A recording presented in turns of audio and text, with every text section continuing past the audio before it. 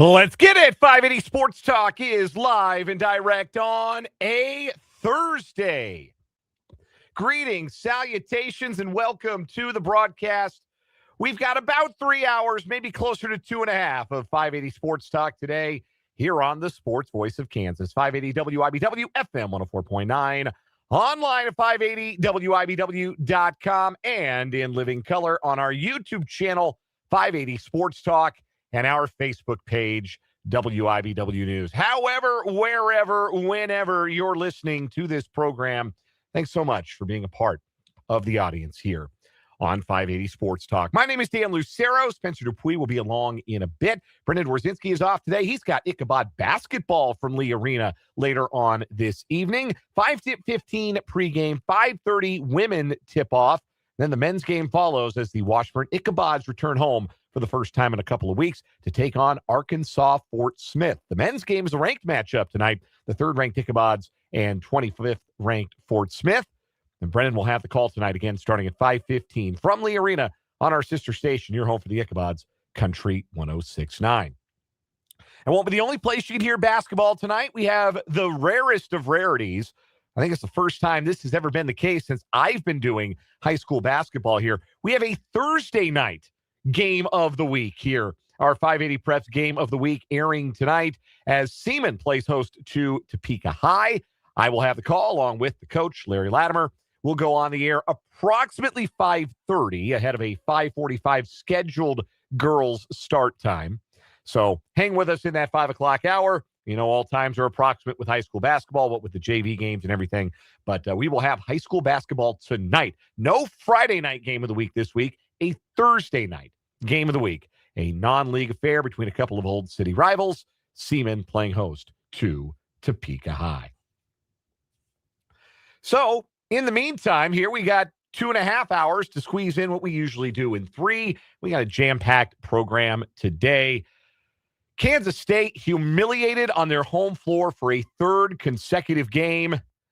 And Jerome Tang finally hit his breaking point. We'll get into that. We will talk a little Royals baseball as spring training continues. Second team workout today. Royals made a minor move today, but I think one that was worthwhile and shows good foresight on the part of the club. We'll get into that a little bit later on. And also talk about what the rest of the American League Central got up to this offseason, how the Royals stack up, and did the Royals go far enough this offseason to make their roster as good as it could be? Did they go far enough? And like the easy and also kind of serious, kind of not answer is no, they could have spent more money. But did they do enough to distinguish themselves in the AL Central race? And I think that question, like a serious answer, is a little bit more complicated than that. So we're going to get into some baseball on the program today. We got 2 great guests coming your way. Rick Peterson, TopSports.news, join us at the bottom of this hour for the local sports spotlight. We'll get a preview of tonight's Washburn games from Pistol, as well as a look at area high school basketball. We got girls wrestling with regionals this weekend. We got swimming with state coming up to get to, and a whole bunch more with Pistol and the local sports spotlight. Bottom of the 4 o'clock hour, CJ Moore of The Athletic, the best college basketball writer in America, will join us for this week's Big 12 basketball breakdown. Get CJ's perspective on the latest happenings on the college hardwood in the Big 12 and beyond. We'll also do our typical Thursday fun. We'll sneak in an either or over under. Spencer will take over in the 5 o'clock hour. Maybe he'll let you do a little Ask Me Anything with him. We've got, of course, What Is Wrong With You to come as well on the show today. Plus your interaction with the show. Want to hear from you on the text line, 785-272-9429. You can also interact in the live chat today. Want to hear from you on YouTube. If you are watching the show on our YouTube stream, 580 Sports Talk. First of all, welcome. Appreciate you doing so. Second of all, if you're not watching us on YouTube, why not give us a try over there? Because YouTube allows us to have a live chat window while we stream the program live every day from 3 to 6 or 3 until wherever we're done in today's case. And you can post in that live chat, interact with us, interact with your fellow listeners, grow the 580 Sports Talk community. So give it a shot. You're sitting at your desk, running out the clock on a Thursday at work. pop on the YouTube and say hello and interact with your fellow listeners on the YouTube live chat. Definitely make sure to subscribe to the YouTube channel 580 Sports Talk. Say hello today to Mark H. and Andrew and Paul. And Andrew, I hate to disappoint you, bud, but we got to talk about the thing that everybody's talking about. We're going to talk Kansas State basketball. So batten down the hatches. That's coming. Hate to disappoint. But that is the big story today. And that is where we began today's show. Cincinnati 91, Kansas State 62. If you didn't see it, God bless you. Only never has a home team in the Big 12 lost 3 consecutive games by 24 or more points. That has never happened in the 30-year history of the Big 12 Conference, that a team has lost 3 consecutive home games by 24 or more. And understand, in a 40-minute basketball game, losing by 24 is having your bottom spanked blue in front of your home crowd. And that has now happened 3 consecutive times to Kansas State. And it's one thing when it happens to Kansas. It shouldn't happen to Kansas. You should play with more pride against your home state rival, your in-state rival, your biggest rival. But at the same time, Kansas is a top 10 team in the country, and this Kansas State team is decidedly not. It's one thing for it to happen against Iowa State, who's a pretty clear-cut top 10 team in America right now. But also, that's one of your other big Big 12 rivals, historic rivals. It shouldn't happen. You should play with more pride. You should be more competitive on your home floor, regardless of how much better they might be than you. It's one thing for it to happen in those games, but for it to happen against Cincinnati, who had not won a road game all season, to come in to Bramlage Coliseum last night and utterly embarrass the Kansas State Wildcats, that was unacceptable. But you don't have to take my word for it. You know, a lot of times on this show, when a coach or a player delivers a quote in a press conference, I am happy to relay that quote, or at least the paraphrasing of that quote. I think it moves the show along a little bit, and you can get the gist of it when I say it, what the coach is trying to say or what the player is trying to say. That is usually how we operate. That is impossible with Jerome Tang's post-game press conference last night. It is only 2 minutes and 15 seconds long. This is what it sounded like. This is what it sounds like when a man reaches his breaking point. This was Jerome Tang last night. Hey, I'm gonna honor Christ like I always do. Blessed to do this, but this was embarrassing. These dudes do not deserve to wear this uniform. There will be very few of them in it next year.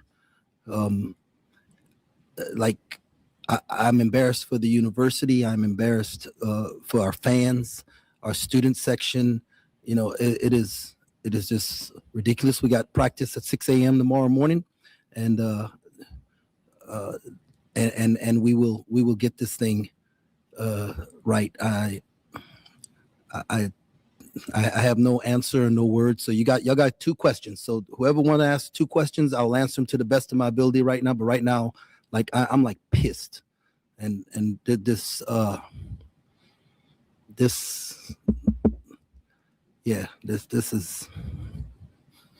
right. Questions. All right, you're not going to be able to hear this question very well, but the question is about the home and road splits. Why K-State isn't playing well at home? Jerome Tang answers that question.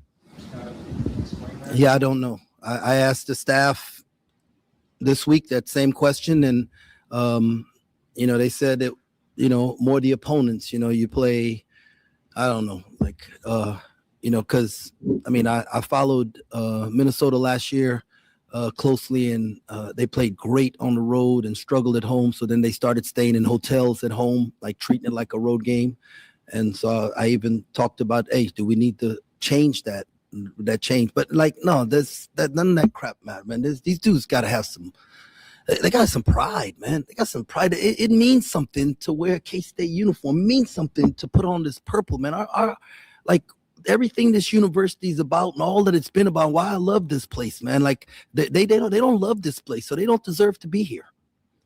What did you make of the student section with paper bags on their heads? Yeah, I'd wear a paper bag too if I was them. Thanks a lot, fellas. God bless. That was the entirety of Jerome Tang's post-game press conference last night. And he could have delivered a similar message after the Iowa State loss 2 Sundays ago. He could have delivered a similar message, frankly, after the Kansas game.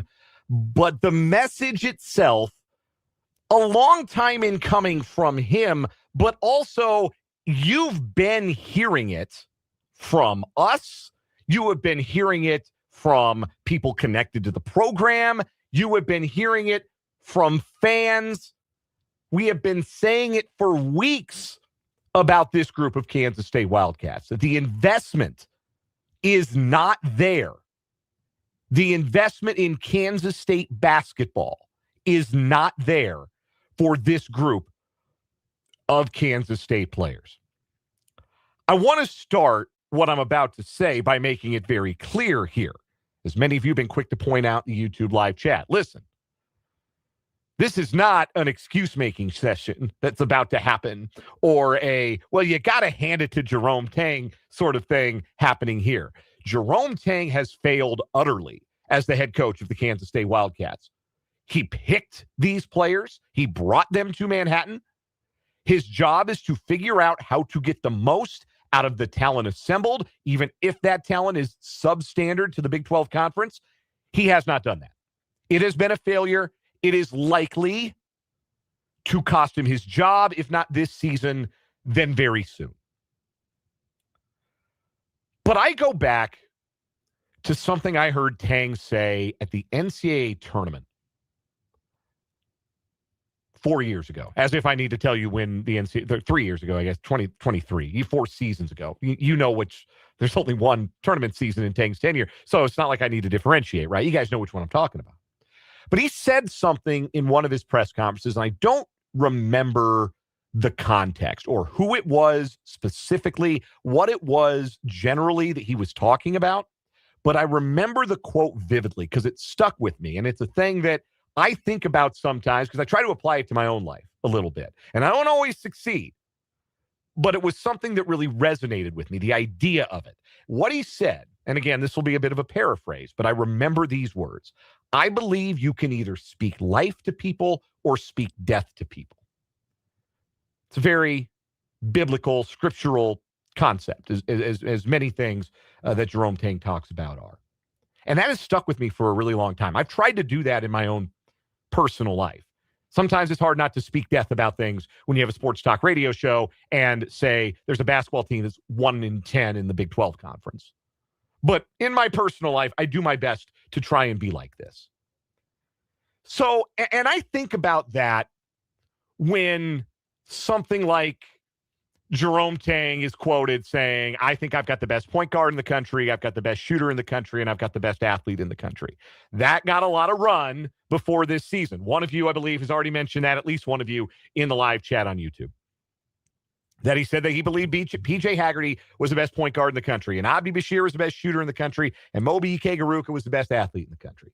When he says that, when Jerome Tang says that stuff, or when he's talking about you don't know what these guys have been through after the big loss to Iowa State 2 Sundays ago, that's not so much. I've never interpreted that as Jerome Tang is covering his own butt.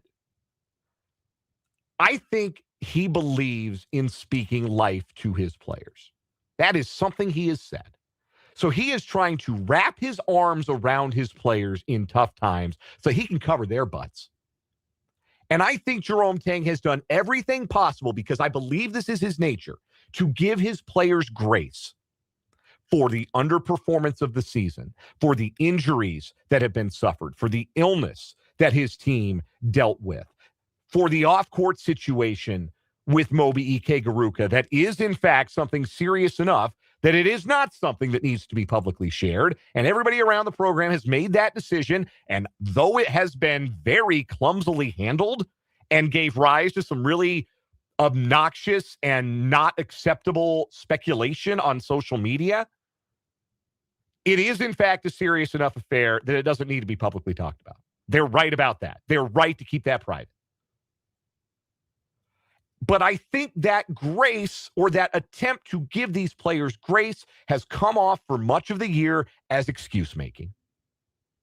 And that is not what this fan base, after 2 straight years of missing the NCAA tournament, wants to hear. It has been poorly handled, poorly conceived all the way around. But that's where it comes from. You got to understand, and you have to understand this to understand last night, that this comes from a place of Jerome Tang believing in grace for his players, in speaking life to his players, in trying to love his players and protect his players. That's where this comes from. It has not come off that way. It has been handled extremely poorly. It does not in any way cover for the failures of Jerome Tang and his coaching staff this season. The failures that are going to cost people their jobs, probably Tang himself included. But you have to understand that to understand what last night was. Because everything you heard before last night, after loss after loss after loss piled up in Big 12 play, was an effort to speak life to his players. And last night, that was no longer possible. You cannot excuse the effort of Kansas State last night. There is no grace left to be given. Cincinnati was 16 of 28 from the three-point arc last night. There are major college basketball teams that would struggle to do that in an open gym unguarded. Go 16 of 28 in 40 minutes of basketball. And it wasn't just that they scored 53 and a half, that they led by as many as 32, and they won by 29. They clowned those dudes in their own building in front of their own peers. And didn't a one of them seem to care. That's the part that if you're a Kansas State fan, if you care about and love the place, and you care about and love Kansas State basketball, and for Jerome Tang's failings, I do believe sincerely he loves Manhattan. He loves Kansas State. I believe that. I would also love a university that stands to owe me $18.675 million if they can try and fire me. But that's neither here nor there. I do believe that his love for and appreciation of Manhattan and Kansas State University are authentic. Like a lot of what Jerome Tang does and says is authentic. Those players were getting clowned in their own building. Cincinnati's out there in the second half looking like the Globetrotters, and they've got ear-to-ear smiles on their faces. They're having a great time. They haven't won a road game all season. Wes Miller's up the bench, pounding his hands raw, clapping his hands because he's so excited that he has a moment to get off of the hottest seat in the Big 12. Nobody in purple cared. Nobody wearing that home uniform was bothered by the fact that Cincinnati is clowning you. They're punking you on your home floor. In the Octagon of Doom. That's a place that's important to people at Kansas State. That's a place that can be intimidating and loud and hard to win at when it's full. And when a basketball team gives fans a reason to turn up and care and not put paper bags over their heads. None of them cared. And again, it is Jerome Tang's fault because he picked those guys. He gave them the NIL money. Some of them, most of them, making a lot more than they deserve. That's a 2-year problem. The problems for this program are not new. His teams have always played incoherent half-court offense at times. They have always struggled to close out games. Jerome Tang has failed. Period. Full stop. If anything good comes out of last night, comes out of Jerome Tang reaching the breaking point and saying what everybody has been feeling and thinking and seeing with their own eyes for the last month and a half, that this is a group of guys that does not care about anything other than that NIL check hitting their deposit hitting their bank account every couple of weeks or every month, or however the payment is scheduled on those. You've got a best player, a lead guard, who right now is just accumulating stats, trying to lead the country in scoring, not concerned with the winning or losing of it. A group of guys who truly do not follow in the tradition of Marquise Noel and Keontae Johnson and Barry Brown and Dean Wade. And I can go back and back and back, and you old K-Staters, older than me, can fill in the blanks all the way going back into the 80s, 70s, and 60s. The names in the rafters. They have taken that tradition, they've spit on it. And it's about time Jerome Tang acknowledged that that's what they've done, that's what those players have done. But if anything good comes out of that last night, it's whoever is charged with putting the pieces back together at Kansas State, whether that's Jerome Tang or somebody else. And it gets more increasingly likely that it's somebody else by the day. Again, I don't have anything new for you on the will they, won't they fire Jerome Tang. If they want to, they will. If they know what it's going to cost them. So if they want to pay the piper, they will. They don't, they won't. Whoever is charged with putting the pieces back together at Kansas State will understand that this is not a place you build culture at through the portal alone. You have to build culture with guys who give a damn about Kansas State University, who look up at those banners in the rafters at Bramlage and understand what went into hanging those, who see a student section that even with the bags on their heads, that student section was still a hell of a lot more full than you see at a lot of schools with bad seasons happening around the country. You see investment in this program and care about this program. Every irate text, every irate post on the YouTube live chat shows it. I can see it. People still care. It'd be worse if you didn't, honestly. If I'm Gene Taylor, I'm glad the kids are there wearing paper bags. That's better than them not coming. The investment is there. The results are not. That's why they have to make a change at the top. But you have to understand that last night was so bad, that a man who prefers to give his players grace, to speak life to his players, could no longer do it. And it's a new low for a team that keeps on sinking with the bottom nowhere in sight. We'll take a timeout. We'll get to some of your reaction. Text line 785-272-9429 and the live chat on YouTube. We got Rick Peterson, TopSports.news, coming up in a bit as well. This is 580 Sports Talk, just getting started on a Thursday here on WIBW.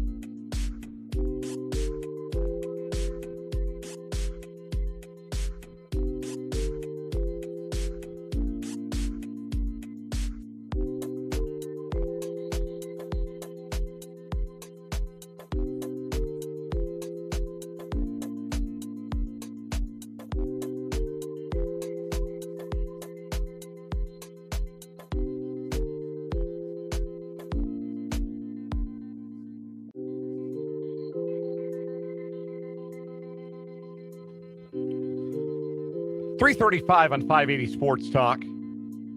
Just getting rolling on this Thursday. Coming up in a bit, Rick Peterson, TopSports.news, will join us for the local sports spotlight. A lot of comments and texts. We'll get to as many as we can here. We'll get some more of them in the 4 o'clock hour regarding that K-State loss last night, Jerome Tang's post-game comments.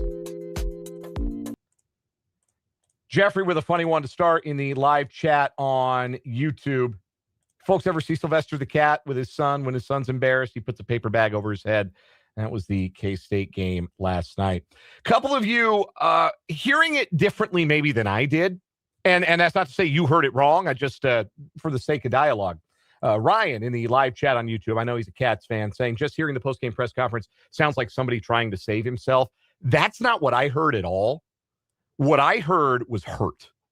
I think Jerome Tang was hurt by last night's effort. And I think his calculus was, again, I think he has done everything he can to try and shield those kids and love those kids and speak life into those kids, even though that is patently not a good enough team to win Big 12 games, even when everybody is healthy. And that is his fault. Again, that is his fault. Nobody's not pointing the finger at Jerome Tang, not behind this microphone. But I think his thought last night was, man, I have tried everything I can to make excuses for you. I have told the media nobody knows what you're going through. I have tried everything to protect you guys, and that's the effort I get. I think Jerome Tang was hurt. I think he was personally wounded by that effort last night, and I think that's what you heard. MPM says, Tang lost me when he started blaming the players for literally everything. I got to be honest, MPM, I really don't think he's been doing that at all. I think that started, if you want to say it started last night by saying these guys don't deserve to wear the uniform, I really sense that has not been Jerome Tang's calculus at all. Like, at some point, players do have to make plays, right? Like, here's another one from Paul in the live chat. What would the reaction be if Andy Reid got fed up with his offense and his presser was quotes like, we can't run the ball, the wide receivers don't care to get open, the offensive line can't block? Well, you know what our reaction would be? He's right. We don't mind when coaches criticize pros, right? And also, coaches we like with a track record of a lot of success. We would give Andy Reid a ton of grace if he ripped his team like that. Now, he wouldn't. That's not his it's not his way. But I don't think we'd have such a bad reaction to that. We'd probably be like, yeah, Andy's right. And that's the difference between 3 championships and, 3 straight losing seasons in the Big 12. So that's my thought on that. Trying to get to some others here. On the chat, because there's some good stuff here. At Putt on the we'll just call you Putt. Hi Putt on the live chat on YouTube. Why pay the players that don't give it their all? Man, great question. Because K-State's players aren't the only one making money. As I've said over and over again, there are guys making NIL money at Iowa State. There are guys making NIL money at KU. There are guys making NIL money at Arizona. Hefty, substantial NIL money, and those teams are really good. I don't think it's the money that makes those guys not good enough to win in the Big 12. It makes it more frustrating when, one, you're paying players a bunch of NIL money and they don't produce, but two, when you're paying them that money and they come to your school and then that's all they care about. And maybe to a certain extent, that's something you can't really know until you get around them and you get them on your campus. MPM asked if Gene Taylor is going to be allowed to hire the next men's basketball coach at Kansas State. Honestly, yeah. I mean, a lot of other things really working pretty well for Kansas State athletics. This is a boondoggle, and this is Gene Taylor's fault, and it's a big mess that he's got to explain and try and dig his way out of. But there are enough other good things happening for K-State athletics. That's not an athletic department in disarray. It's a program in disarray. But I would think Gene Taylor would be given the rope to fix that. Mark H. asks, if Tang gets fired, who do they get? Who's out there to come to Kansas State? Better part of that question, Mark H., who can they afford? Who can they afford if $18.675 million is going to the fire the coach fund? Because I can tell you who they can't afford. Josh Schertz at St. Louis, he's not coming. Will Wade at East State, he's not coming. Those guys, those big names, those big mid-major guys that are on the rise, they're not coming. You're not going to be able to afford that. Kansas State's only got but so much money, which is another part of the problem. But it is a boondoggle, and it is Gene Taylor's fault. Some other thoughts from, let's go to the text line from the 785. I remember Nebraska's football coach pulled the black shirts for their poor play back in the day. Yeah, you had to earn that, right? Nebraska football, you got to earn the black shirt on defense. Maybe that's what. Maybe when they K-State players got to Bram or the Ice family training center this morning, they had just generic white jerseys hanging in their lockers. Like, you got to earn the purple ones back. Maybe that's what that was. But I'll give another texter from 785, his first-time texter. Good to hear from you. The last word. I do love the Cats. I do love Tang, but this has to get better or something has to change. And after last night, really hard to see it getting better. Really, really hard to see it getting better. But I don't think that was a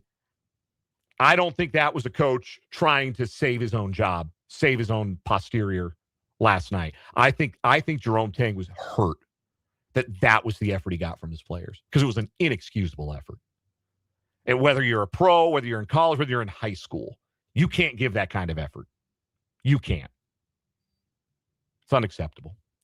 We'll have more later on in the program on that. Good thoughts, good discussion in the live chat. Appreciate everybody who is chiming in today on the program. We're going to take a quick timeout. We'll come back with Rick Peterson at TopSports.news for an edition of the Local Sports Spotlight here on 580 Sports Talk.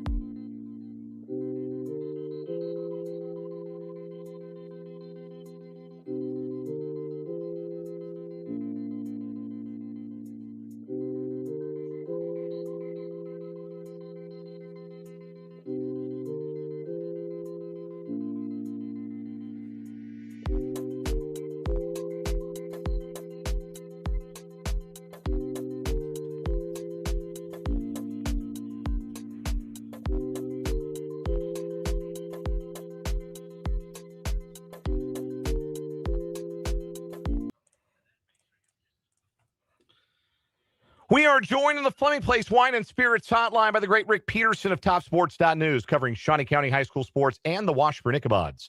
At TopSports.news, he joins us every Thursday for the Local Sports Spotlight. Pistol, you don't have to name names, but did you ever have a coach at the high school level tell you after a game that his players or her players didn't deserve to wear the uniform?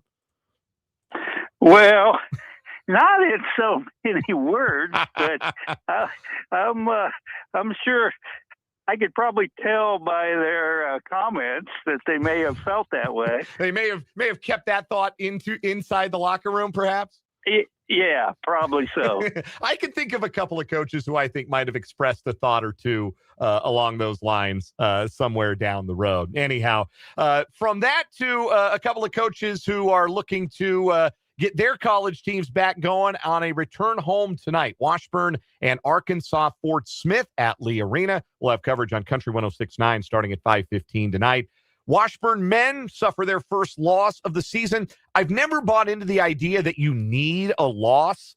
Well, you'd rather win every game than lose even one. But how do you suspect that Washburn's men will learn from their 2-point road loss to Central Missouri the last time out?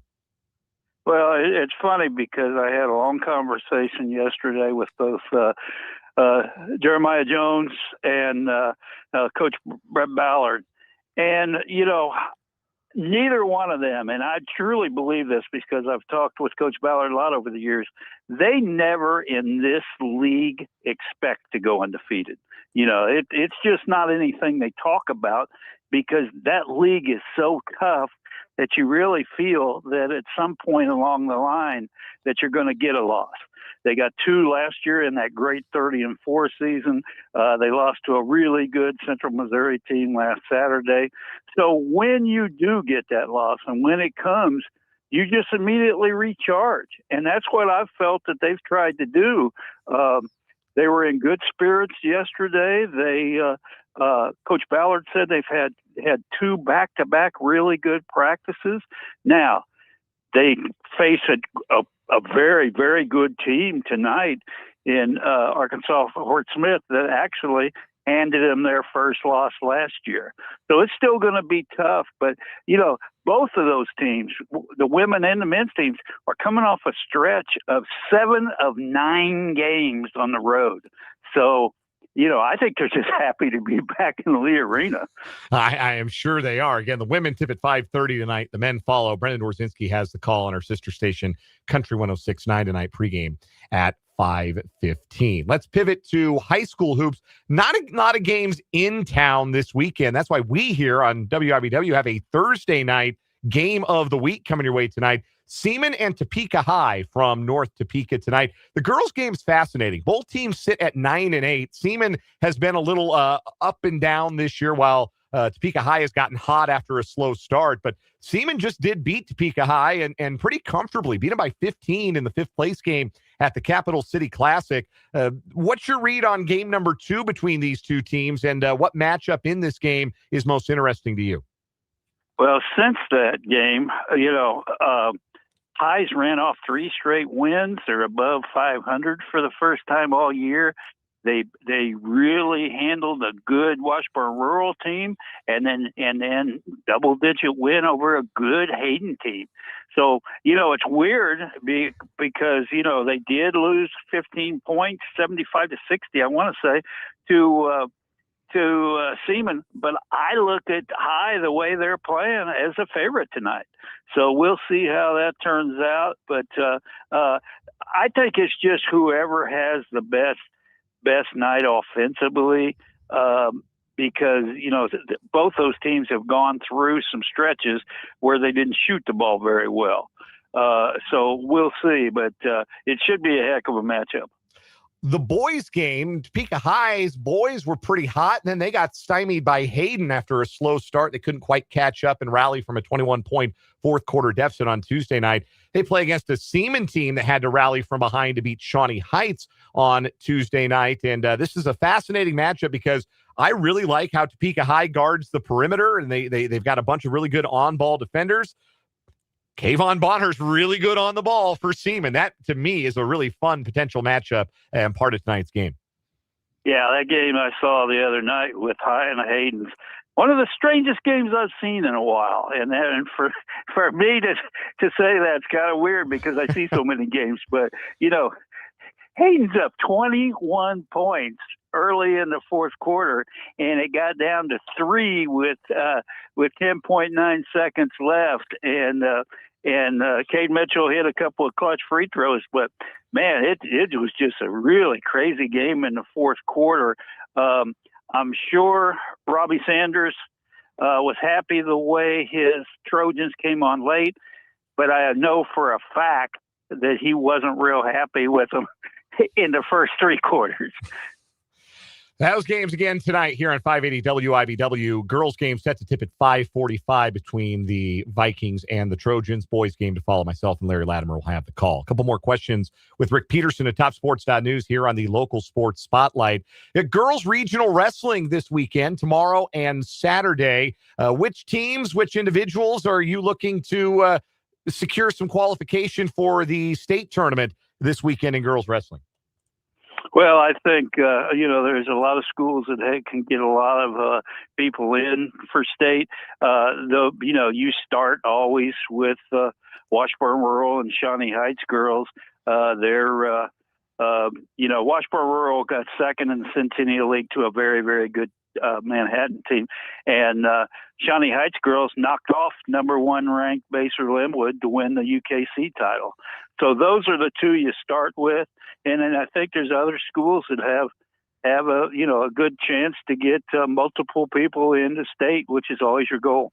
What else do you have your eye on this weekend as the seasons start to come down the stretch? I know we just had league bowling. You mentioned we just had league wrestling. Swimming's getting close to state as well. What else do you have your eye on this weekend?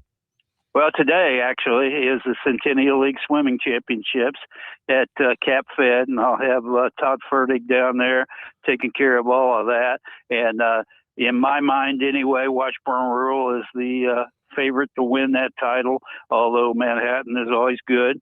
And then over the weekend, it's mainly, like you said, mainly regional wrestling. Girls this weekend, the boys get a week off, and then they go next week.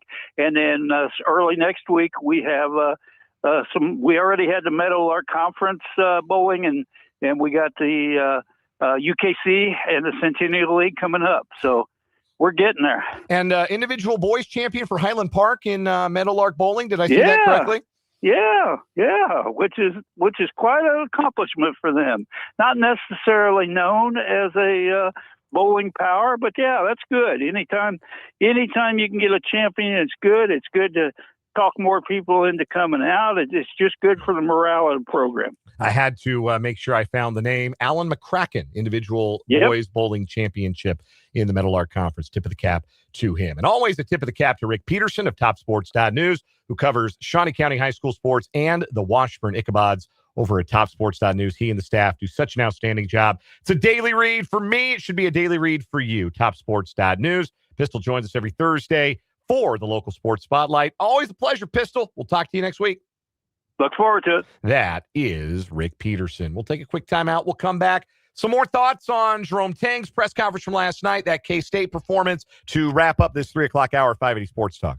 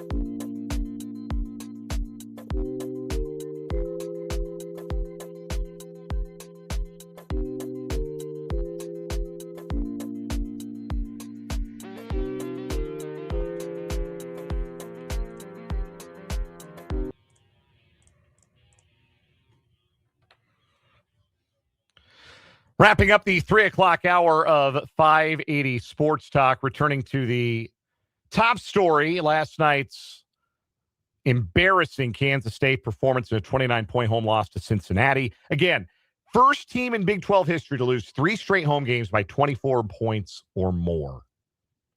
Humiliating is the only way to put it. I want to pull on this thread a little bit. Texter from the 785 pointed out these players are aware they'll have no problems, no consequences, essentially, I think is what is implied here with the loss. They allowed that to happen. They are individualists.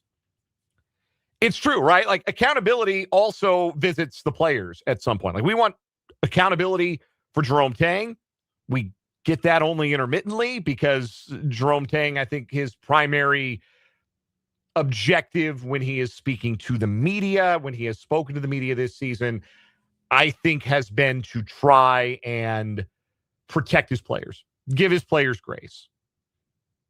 I really do. I think it has been not a selfish act on Jerome Tang's part to duck accountability. He understands, he knows what that buyout number is. He knows what the direct deposit looks like every 2 weeks. He knows the buck stops with him. But at the same time, yes, the players play. Jerome Tang's not standing on the sideline with a PlayStation controller, pushing X to pass and O to shoot. The players have to play. And if the players don't give a damn, anybody who's ever been in sports knows you can scream until you're blue in the face at a young player, a young athlete. But if they're not invested, they're not going to give you their all. And that's why I think Jerome Tang just broke last night because, again, say what you will about him. I think he pours all of himself into his players. I do. I believe that. It's his fault they're not good enough.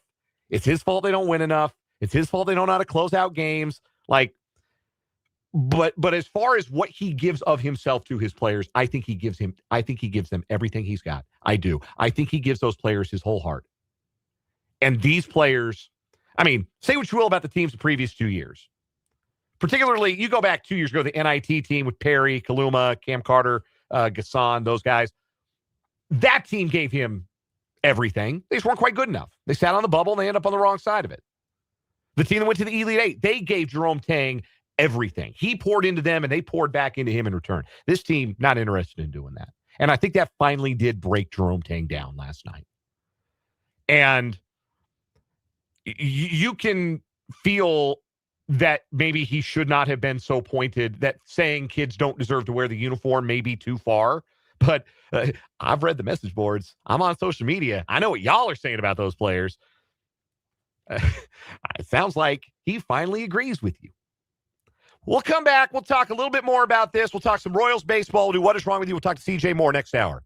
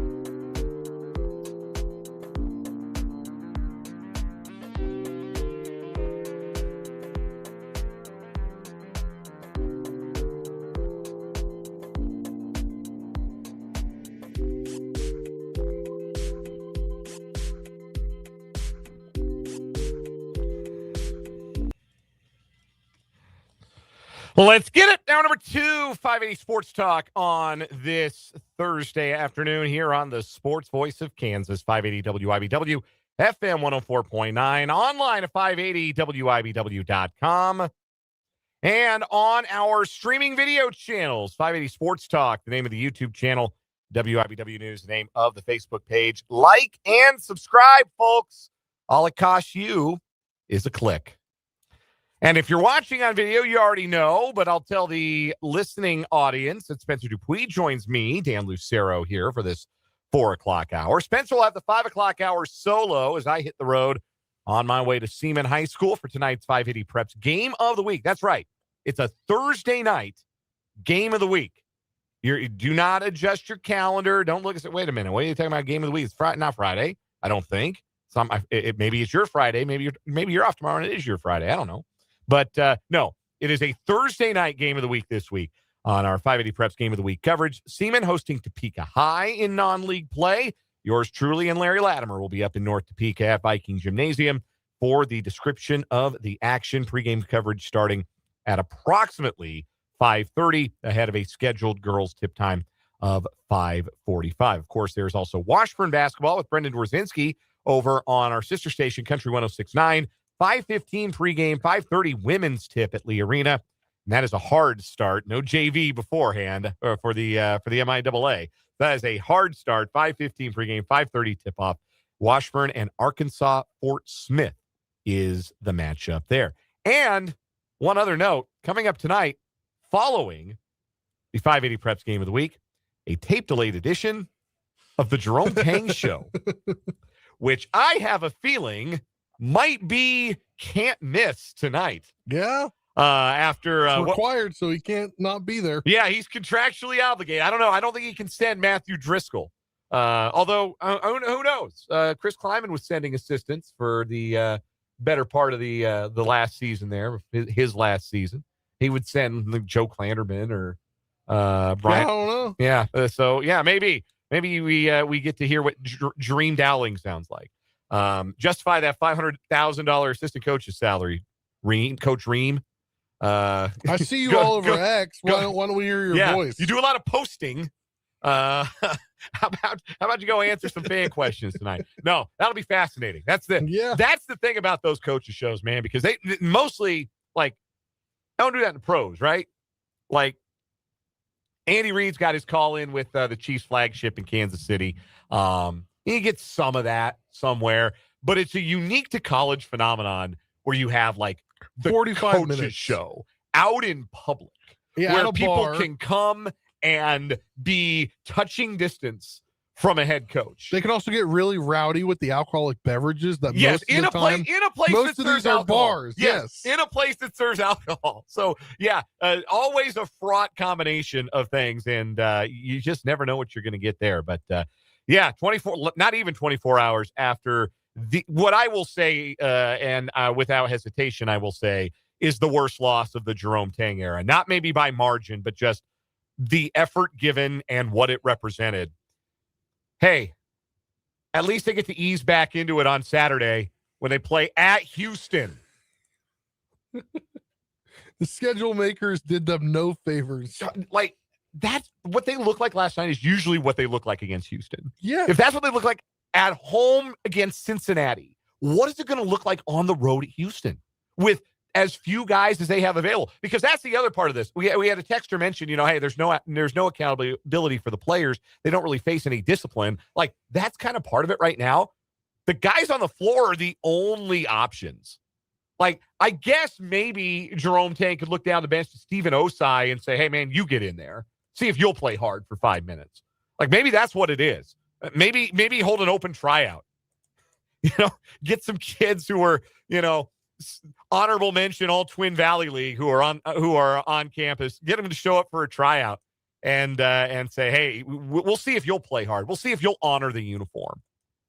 Because it's one thing to lose. It's one thing to just not be good enough. Sometimes you aren't, right? Yeah. Sometimes you're not good enough. It's not good enough. And that would not be okay. That would still be leading to what we think is going to be the inevitable conclusion of this season, which will be a change in leadership of the Kansas State men's basketball program if they want to do it. If they want to come up with the money, if they want to find the money, they will find the money. If the donors want to write the checks, they'll write the checks. Then the problem comes, how do you pay another coach?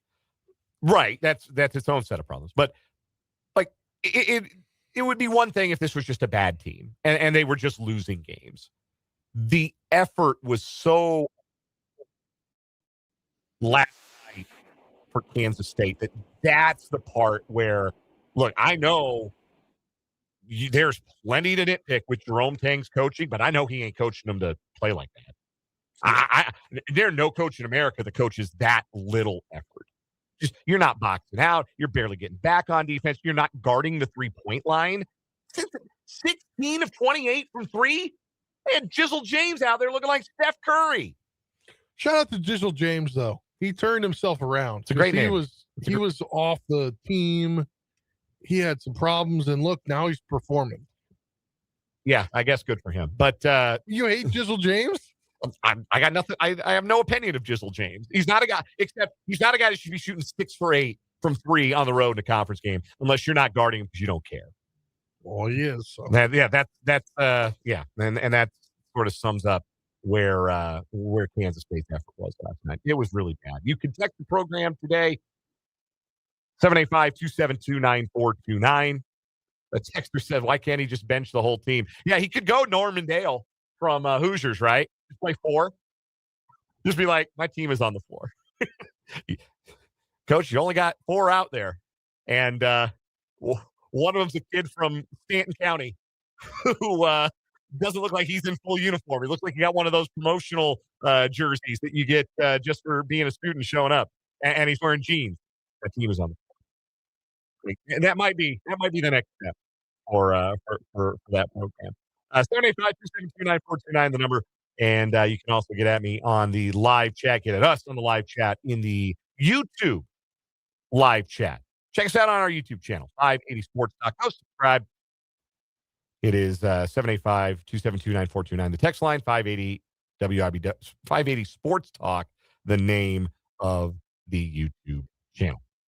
Coming up this hour, we're going to talk to CJ Moore of The Athletic, our Big 12 basketball breakdown. CJ was at Allen Fieldhouse Monday night, that Arizona game. We'll get some reflection on that and where KU goes from here, how they match up against Iowa State. Also get his thoughts on the ongoing disaster at Kansas State, another Big 12, and college basketball notes. We also got around to what is wrong with you coming up this hour as well. But I did want to talk some baseball on today's show. We are 43 days from opening day, the Royals opening against the Atlanta Braves on March 27th. Workouts continued today. The Royals made a trade today, and this is probably not a trade that you'll give a whole lot of thought to unless this player shows up on the mound for Royals in the game, and you'll be thinking to yourself, wait a minute, who's Mitch Spence? Who's this guy? Where did he come from? Well, today, he is the newest member of the Royals. He comes to the Royals from the Oakland A's. He was acquired today in a 1-for-1 trade.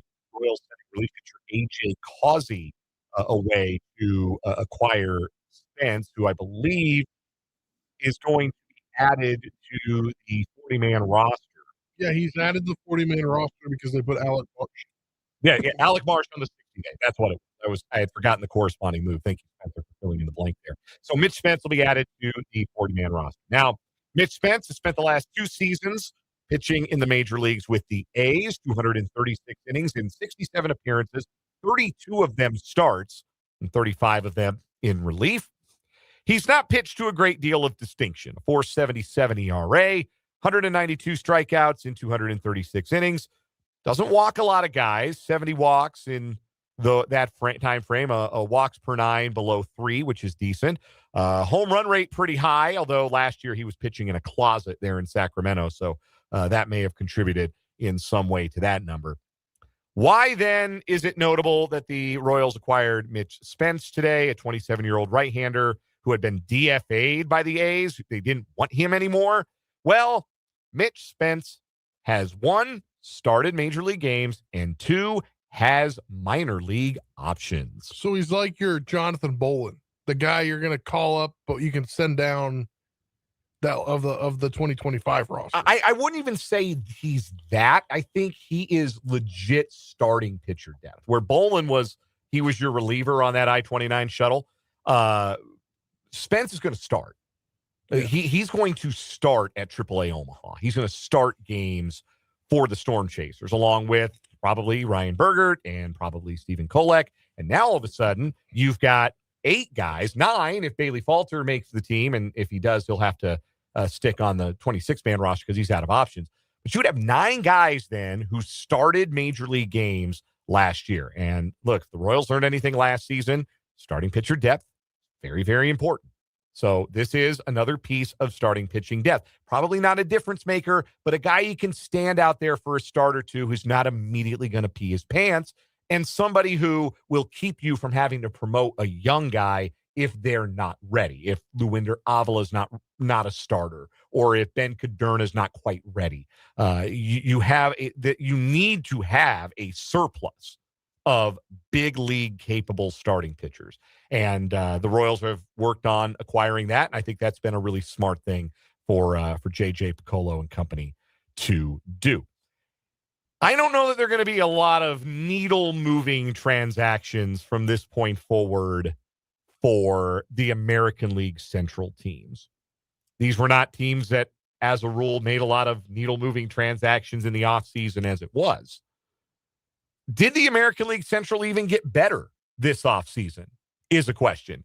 I don't think Cleveland got better. I don't think they got worse. They didn't do anything. They signed 2 guys that the average person hasn't even heard of, 2 relievers, Colin Holderman and Sean Armstrong. Armstrong pitched for the Rangers last year. I got nothing for you on Holderman. Nothing. But those were the 2 guys Cleveland added in free agency. That was it. They didn't really lose anybody of great significance. But that's the extent of what the Cleveland Guardians did after they won the Central. Remember, they won the Central last year, stole it from Detroit on the final lap, and they did nothing to improve their roster this offseason. At least Minnesota added a bunch of guys you've heard of. That's about all they are, is just guys. But they've added guys like, hey, Josh Bell, switch hitting first baseman. I've heard of him. He's been around. Victor Caratini, switch hitting catcher. He's been around. He could play a little corner infield. Taylor Rogers is back for their bullpen. That helps. But I don't know that was enough to raise the floor after Minnesota basically tore everything down last year, finished 70-92. They got a long road back to contention. Now, at least they kept their starting pitching together. They're going to have Joe Ryan and Pablo Lopez at the top of the rotation. That's good, but like they didn't do a whole lot else to add to that roster that, again, won 70 games last year. If any team like tried to get better, that was really, really bad, it was Chicago. And they took a big swing with the Japanese slugger Munetaka Murakami. And if you look at his numbers in Japan, you see the big home run totals, and you think, man, this guy could be a star. This guy could be a slugger. There were a lot of major league teams that were like, yeah, no thanks. He's not going to be able to make contact with a Major League Baseball. Like, he's just not going to hit. So big difference of opinion on Murakami. That's why he only took a 2-year deal. But like, Chicago needed capable offensive players. They got a ton of young dudes in their first or second years. They traded Luis Robert. So they just needed like offense. So why not? Why not take a chance on Murakami? They added some other arms too of varying interests, or Anthony Dominguez, Jordan Hicks, Anthony Kay. They're not a joke anymore. They're not what they were 2 years ago. But I still think they're a long ways away from being a real contender. So that leaves Detroit and Kansas City, right? Like, those are the 2 teams that went into the offseason and did the kind of offseason business that suggests we would like better. We don't want to just raise our floor. We'd like to tick our ceiling up a little bit. And for Detroit, that looked like adding Framber Valdez to the top of their rotation, which was the best addition any division team made. They also add Kenley Jansen to the 9th inning, the veteran closer who's kind of bounced around since leaving the Dodgers, but has been good at every stop. No reason to expect he won't keep throwing his cutter by people as the closer for the Tigers. They brought back Kyle Finnegan and Gleyber Torres, both of whom helped them last season. Finnegan is the trade deadline ad in the bullpen. Gleyber Torres is their leadoff hitter and second baseman. And then just a couple of days ago, they picked up Justin Verlander as well. So they have certainly deepened their starting rotation. They've tried to fortify their bullpen. They do enough to add offense? It's not a particularly outstanding offensive ball club that the Tigers have. Riley Green is really good. Spencer Torkelson will hit some home runs. Kerry Carpenter will mash righties. But other than that, it's not a great offensive team. So did they do enough to add to that side of the ball? Arguably, no. Did they add enough starting pitching that maybe it doesn't matter? Maybe. And then you have the Royals, who added to their bullpen with Nick Mears and Matt Strahm. And Strahm in particular, I think, represents a pretty significant upgrade on the backside of the bullpen. They added Isaac Collins to the outfield mix, along with Lane Thomas as a journeyman, or not a journeyman, wrong term, as a utility outfielder who can play all three positions and spell the lefties out there as a right-handed batter who's had good success in his career against lefties. I wish they'd done more. I can't help but wish the Royals had done a little bit more this offseason to more clearly separate themselves from the Tigers atop the division. I still wish they'd gotten one more right-handed bat to add to their DH and corner outfield mix. Now, a veteran right-handed bat who could be a corner outfielder and a DH just hit the market today. Nick Castellanos was released by the Phillies. Andrew points it out in the live chat on YouTube. I think he's cooked is the problem. Yeah, and we talked about this in the fall, too. I think he's cooked. And even if he's not cooked, Nick Castellanos is a defensive player. Do you remember Hunter Renfroe in his last year as a Royal? You should, because it was last season. Nick Castellanos makes Hunter Renfroe look like Roberto Clemente. I'm not exaggerating here. He's that bad defense. I also think there might be a character. I don't want to call somebody out something I don't know, but he wasn't in the lineup a lot, and he was calling out the coaches. Yeah, he brought a beer bottle into the dugout after a game where he got taken out as a defensive replacement. He went to the clubhouse and then walked back in the dugout, and he had a bottle of beer, like to make a point, not to actually drink and get drunk, but like to make a point. Yeah, so his time in Philadelphia did not end on particularly great terms. But flip side, he has hit one memorable, famous home run at Kauffman Stadium. That's a deep dive to left field. So that will make it a 4-0 ball game. No, I don't think Castellanos fits. I think there's a reason the Phillies don't want anything to do with him anymore. I think the Royals clubhouse has pretty good vibes, and I don't think Castellanos is really the kind of vibes guy that you're looking to add. Also, if you're looking for a right-hander to hit lefties, Castellanos has had reverse splits a lot of his career, including last season, by which I mean he hits right-handed pitching, same hand pitching, better than he hits left-handed pitching. So it just doesn't fit for me for a lot of different reasons. There were some guys out there I thought would have made sense. Rob Refsnyder was the big one for me that I really felt would have made a lot of sense. Austin Hayes was out there, and the Royals didn't make those things come together. So they're going to trust Jack Caglione, and they're going to trust Carter Jensen, and they're going to have some faith in Jonathan India at second base and the stability there being beneficial. And they're going to hope that most of the offensive improvement, and this team does need offensive improvement, will be internal. And on the one hand, I share a lot of that optimism. I do. I share that optimism vis-a-vis Caglione and Jensen. I think they could both be pretty good. But also, they trusted internal improvement last year, and we saw what that looked like with MJ Melendez. So, it's dicey. I just wish the Royals had done more to raise their ceiling. I think they brought their floor up, but I wish I would have done a little more to raise their ceiling this offseason, because I think the Tigers did. And if that's what sets them over the top and gets them over the top to win the Central over the Royals, that will be why, and that will be very frustrating. We'll take a timeout. We'll come back with What Is Wrong With You on 580 Sports Talk.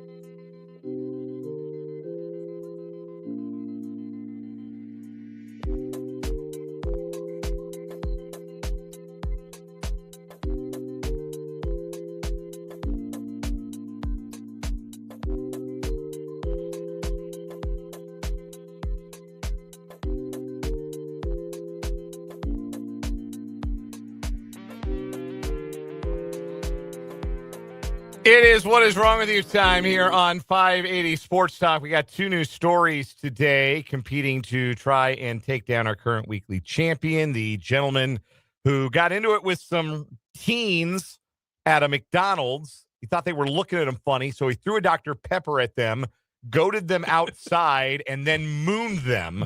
We call the story, delightfully, 2 all-beef patties, special sauce, lettuce, cheese, pickled onions, and some Angry Guys buns. That is our current weekly winner. Hopefully he didn't have special sauce in his buns. You know what, Spencer? Ew. Gross. Bad. Let's get to the stories. We're going to start today with my story. We're going to Kitsap County, Washington, Poulsbo, Washington, where a woman has lived for many years, gonna assume alone, and for nearly 4 decades has been feeding the raccoons. Where do you come down on raccoons, Spencer? Yeah, no, you don't feed them because they just come back and they expect it forever. Yeah, they do. Therein lies the problem. Over 100 raccoons, and we've got a picture of the raccoons outside this woman's house up on the YouTube channel, 580 Sports Talk right now. Tell you can your check friends. it out on the stream, 580 Sports Talk. Raccoons overran this woman. Tell your friends, raccoon. And deputies eventually came to her rescue after she was forced to run away in her car to escape the raccoons. She's been inundated for the last 6 weeks, says they surround her day and night demanding food, and has been quoted prices as high as $500 per raccoon to trap and relocate them. Jeez. Again, we're talking about over 100 raccoons here. Look, they're adorable little fellas, aren't they? You little trash pandas. I understand one of them. Hey, you know what? Here, have this apple core. Yeah, take this sandwich crust. It's okay, little fella. We all got to eat. Go ahead. Ransack my trash can out on the curb. It's fine. You're harmless. And then he brings 99 of his buddies. Like, yo, we heard you got the hookup. Yeah, we heard this is where they keep the good stuff. Hey, lady, break us off too. We're all just trying to make it through the winter. So that's my story. Lady fed the raccoons, and more of them showed up. That's so many raccoons. Yeah. It's so many. Text from 785. The woman was swooned by the raccoons. Paul calls her the Trash Panda Whisperer. You know, I am an endorser of the Trash Panda. I have a Rocket City Trash Pandas hat that I will occasionally wear. So quick side note, I got bored last night and Olivia and I were going over all the random names of minor league baseball teams. That's a fun thing to do. Yeah, there's a lot still, even though because I saw a video of Diamond Sports, whatever, holds all these minor league teams. Mm-hmm. And I was like, what minor league teams don't they own? And then I rabbit hole time. Yep, that'll do it. Shout out to the Wichita Honkers, the new alternate brand of the Wind Surge. Might have to get a lid. What's your story, Spencer? Yeah, so this guy didn't want to get a DUI by driving a car, but he drove an e-bike. An e-bike rider is facing a DUI charge after officers said he showed signs of intoxication when he fell off his bike and refused sobriety testing. The Winter Springs, Florida Police Department responded to a man riding an e-bike on East State Street after officers witnessed him crash and fall backward off his bike into a crosswalk. An arrest affidavit said the man, later identified as Kyle Blanton, was unsteady on his bike. Officers asked the man if he wanted medical attention, which he declined. Body cam footage shows he had a small cut to his right pinky and ring finger. The report said both injuries were later medically cleared. After officers saw him wipe out, body cam footage shows the officer said she smelled something and also said Blanton had slurred speech and strong alcohol smell. The report also showed he had said he had watery eyes. The man said he wasn't intoxicated, though. Sure. When officers asked about the crash, he laughed and said he was trying to show off. Yeah, that'll do it. An officer then asked the man to perform field sobriety exercises, but which the man declined to do. He was arrested shortly after. After the officer also confirmed he smelled something. So a bicycle is considered a vehicle under Florida law. which is interesting, and that's how you can get a DUI riding a bicycle. Let he who has not drunkenly ridden a bicycle cast the first stone. we had community bikes at DePaul. Yeah. You know, you could Yep. Yeah, you take one, ride it to where you need to go, and leave it. If you were late for a class, it was great. If you had a couple of Coorses and maybe wanted to get home from the bar without actually driving, they were also great. I'm not going to implicate myself any further in any more legal activity. Statute of limitations up. I'm going to give that one the win today, but I still think our angry McDonald's patron is going to continue on. Yeah. He wins on What Is Wrong With You. He'll survive until tomorrow. In the meantime, we'll take a break. Come back with CJ Moore of The Athletic on 580 Sports Talk.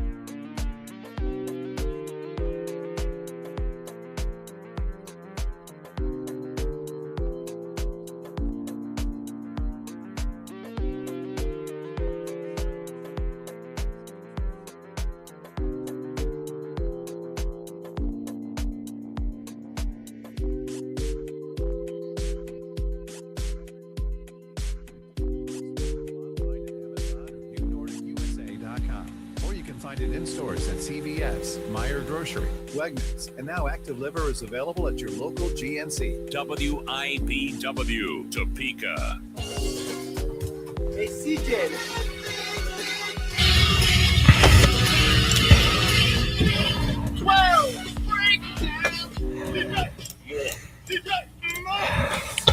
We are joined on the Fleming Place Wine and Spirits Hotline by CJ Moore, college basketball writer for The Athletic. He is the best college basketball writer in America. He joins us every Thursday for the Big 12 basketball breakdown here on 580 Sports Talk. CJ, you ever wear a paper bag over your head to a basketball game?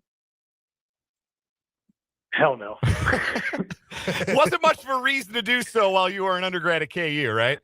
Yeah, and I'm not a face painter. I'm not, I'm not. There's no props I'm taking as going to a sporting event. So, but I get where they're coming from. I respect that too. I've never been a big face painter myself. But what do you? TopSports team. Yeah, right. What do you make of last night at Bramlage Coliseum? Kansas State loses bad, plays worse. Jerome Tang says after the game, players don't deserve to wear the uniform. You got student section with paper bags on their head. Obviously, this is a situation that keeps getting worse. I keep thinking there's a bottom, and it doesn't feel like they've hit the bottom there at Kansas State.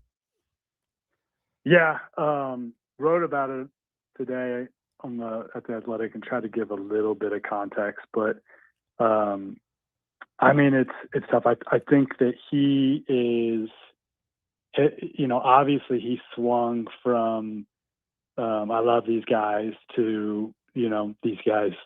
I need different players, right? And I think that last night, like, he was not happy with the effort, and I'm sure that was his way of like trying to get through to his team, and he probably feels that way about some of them. I'm sure he doesn't feel that way about all of them.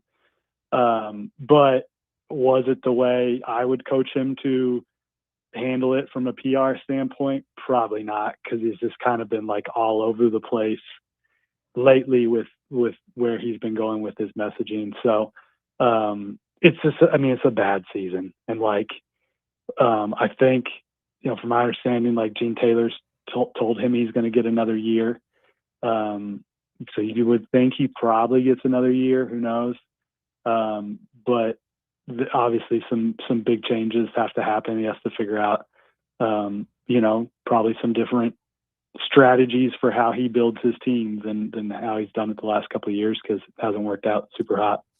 CJ Moore at The Athletic joining us here on 580 Sports Talk on the Fleming Place Wine and Spirits Hotline, talking Big 12 and college hoops with CJ. Let's pivot to Kansas. After that win over Arizona on Monday night, Bill Self exhorting the crowd, exhorting the students. I asked you before you went down to the press conference room if you'd ever seen Bill Self do that, and you shook your head at me and you said something to me, but I couldn't hear it. It was too dang loud in there still. The 5 minutes after the game had ended. Where do you think that came from Bill Self? Because that is not a coach who has frequently worn the emotion on his sleeve in a way he did on Monday night. Yeah, I think it was pure joy at winning such a big, huge game. And like, that crowd was, from start to finish, one of the better ones I've ever been around. And I've been to over 100. I don't know how many KU games I've been to. I've been to a lot of them. And, from start to finish, they were charged. And I think it's a coach that's probably getting later on in his career. Who knows how many more years he has left to do this, and was probably just like soaking it all in, like really, what he's been through health wise. Sometimes that makes you like step back and smell the roses. And I think that was him smelling the roses.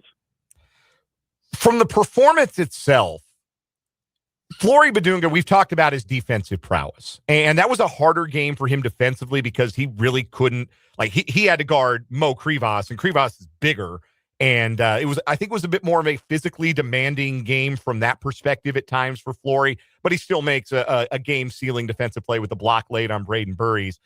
What has happened for Badunga? Is it just a confidence thing that you think has lifted his play, not just on the defensive end, but on the offensive end, what he's giving Kansas? The last couple of weeks, he's played at an all-conference level. What do you think has made the big difference for him as he's taken that leap here in his sophomore season? I think it's confidence and maturity and just like growth, just the player getting older and getting better. I think Bill has gotten through to him like, hey, stay on the floor. Don't be too jumpy. Like, you are such a twitchy, talented athlete that like you can wait for them to put the ball in the air before you got to go get it. Right. So he's quit fouling. And that has been huge. He's fouling. Let's see, what is it? He fouls 2.6 times for 40 minutes. Like, for somebody who blocks as many shots as he does, that's terrific. And then he obviously just confidence. And the big thing too with his offense is, like, last year he played with someone in DeJuan Harris who was a decent lob thrower. But if you set a ball screen for DeJuan Harris, you could just go right under, as a defender, you could go right underneath it. There was no need to have any support for the big guy. So on a roll, that's taking away the roller, right?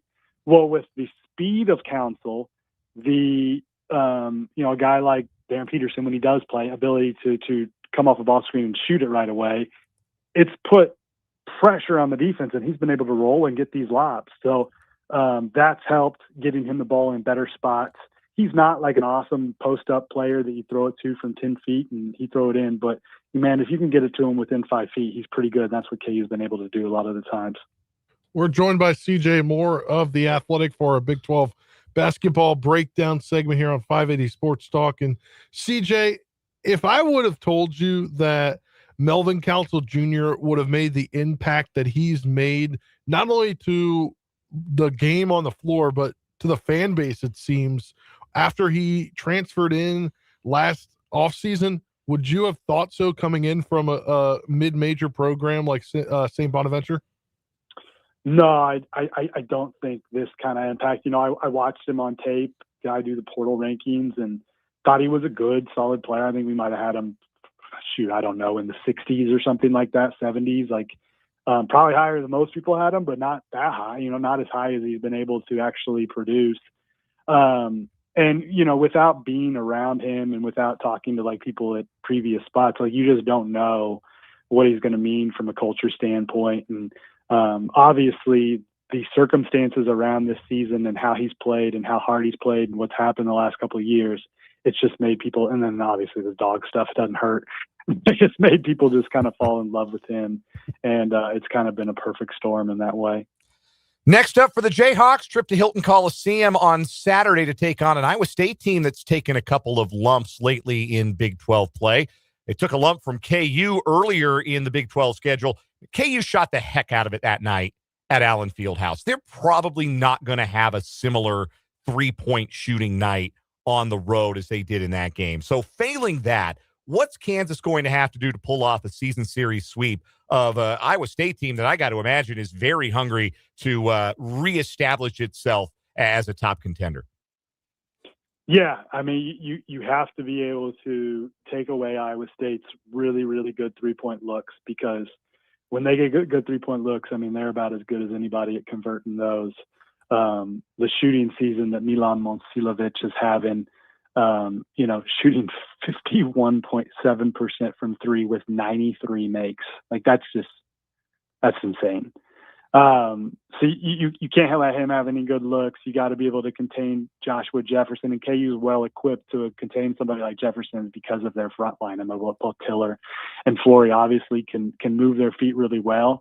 And I think that's one reason why Iowa State struggled so much against Kansas the first time, was KU's ability to slow Joshua Jefferson. So if they can do that, if they can slow him down, take away looks from Milan, and not turn the ball over, because it's easy to turn the ball over against Iowa State, then I think they're capable of going there and winning. Now, it's going to be really hard because that building is going to be probably very similar to what the building was like Monday for Kansas.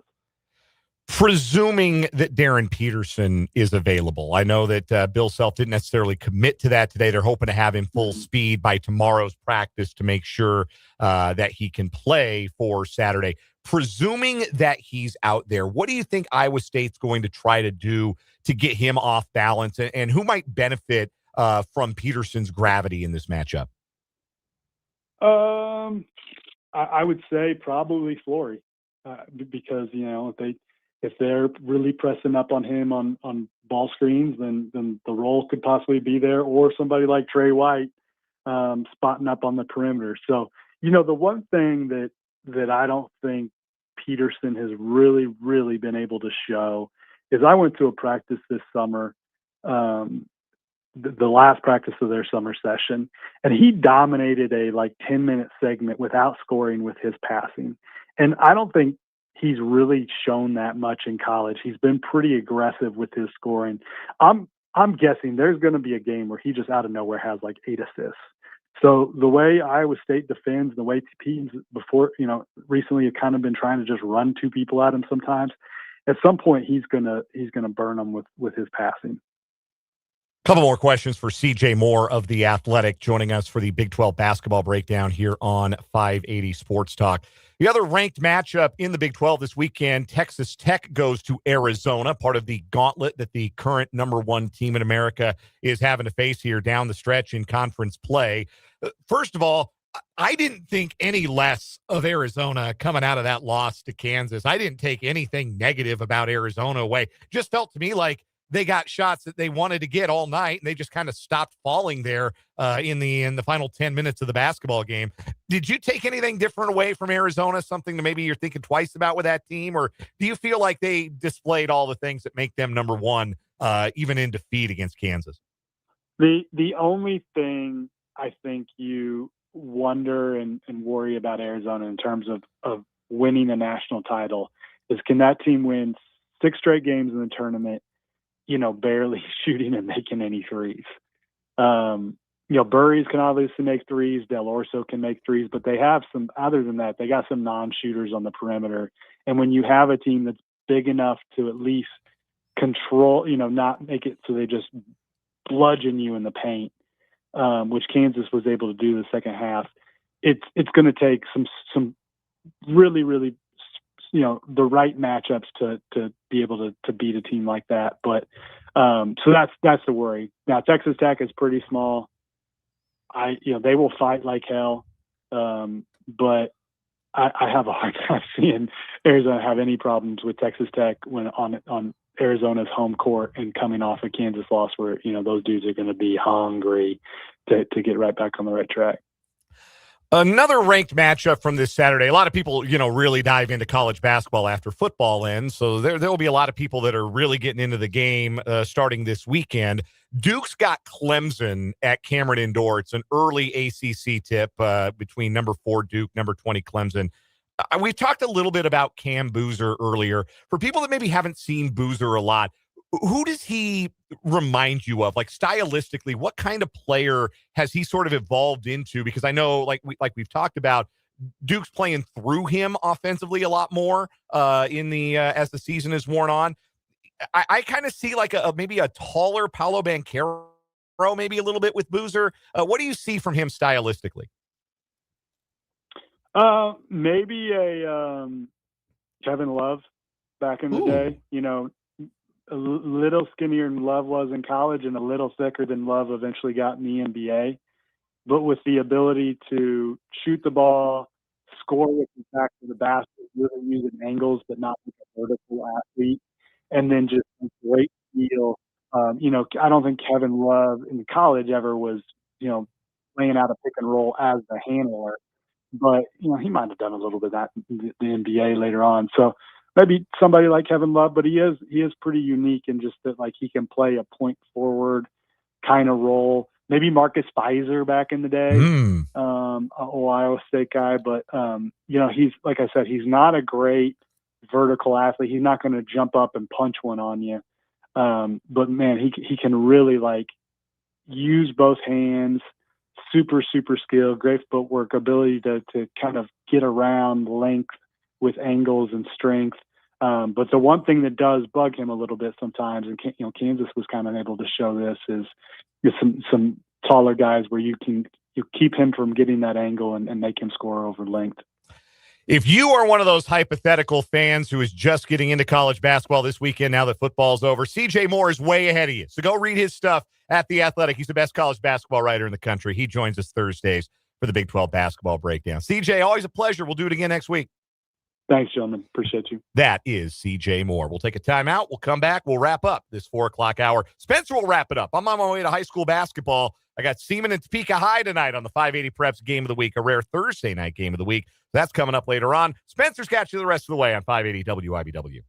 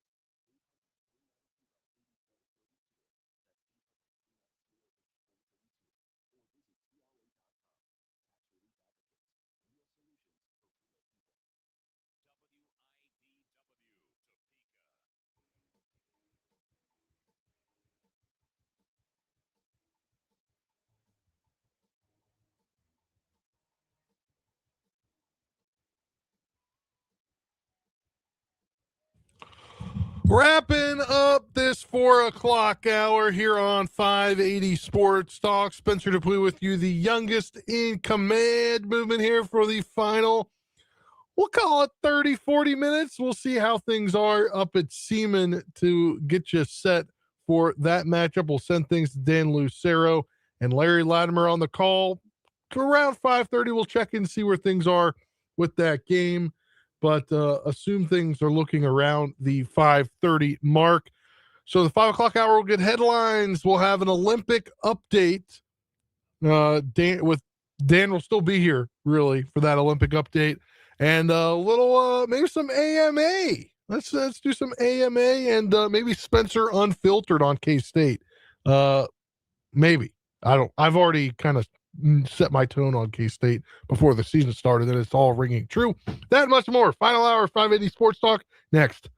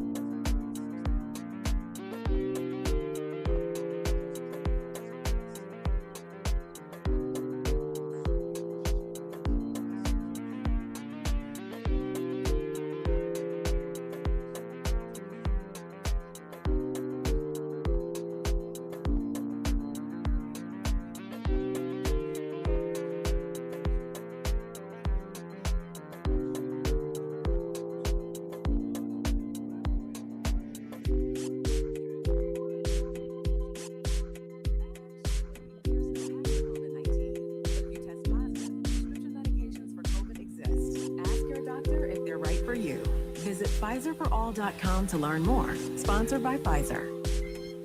Stay connected for news, sports, weather, and ag on the Voice of Kansas, FM 104.9, 580 AM, WIBW, Topeka.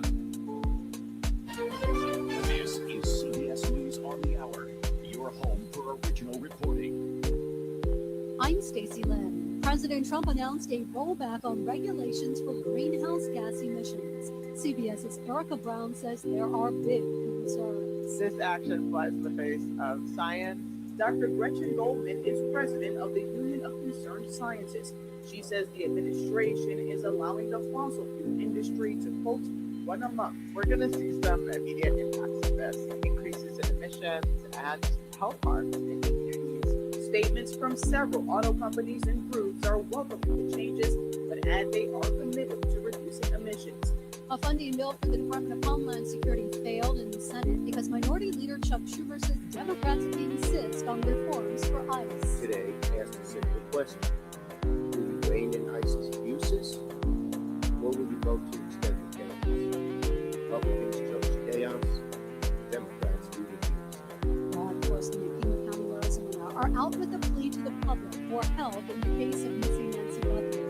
CBS's Andres Gutierrez is in Tucson. They're asking people to check their cameras for video on January 11th from 9 p.m. to midnight, and then again on Saturday, January 31st from 9:30 in the morning to 11 a.m. The Sheriff's Department says that there was apparently a suspicious vehicle spotted. They set up a special form online to upload video. The immigration operation is leaving Minnesota. Suleiman Adami, the Council of American Islamic Relations, says while federal agents are heading out, withdrawal does not erase harm, does not erase fear. If it does not erase what families in this city have endured. A protest outside of Snapchat headquarters in Santa Monica, California. Reporter Rick Montanez is with CBS News Los Angeles. They blame the tech giant for ignoring parents' concerns. They say the algorithm is designed to addict children to the platform. Parents had a lot of heartbreaking stories. Order of a counterfeit pill he got through Snapchat. It was pure fentanyl. His last message was on Snap, "Are you sure this was real?" In New York City, state and local officials raised the giant pride flag again at the Stonewall National Monument after an order by the Trump administration ordered it to be removed. The monument stands outside the historic Stonewall Inn. That's the birthplace of Wall Street stocks plummeted today. This is CBS News. Join Adriana Diaz and Kelly O'Grady for the perfect start to your weekend. Ease into your Saturday with CBS Saturday Morning on CBS and streaming on Paramount Plus. This Kansas Information Network update is brought to you by Eaton Roofing and Exteriors. From 13 News in Topeka, I'm David Oliver. Legislation aimed at preventing child sexual abuse in Kansas will not be moving forward this session. The chair of the House Education Committee opted not to.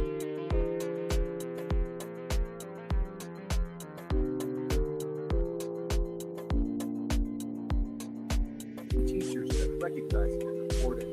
Meanwhile, a bill that aims to educate Kansas kids about the dangers of opioid abuse and prevent overdose deaths in schools is headed to the full House for further debate.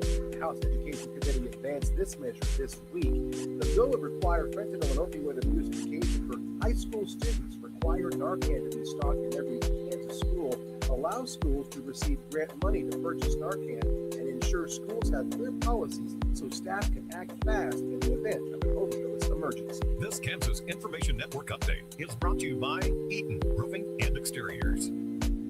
My name is Lauren. I am one of the nurses in Interim Hospice.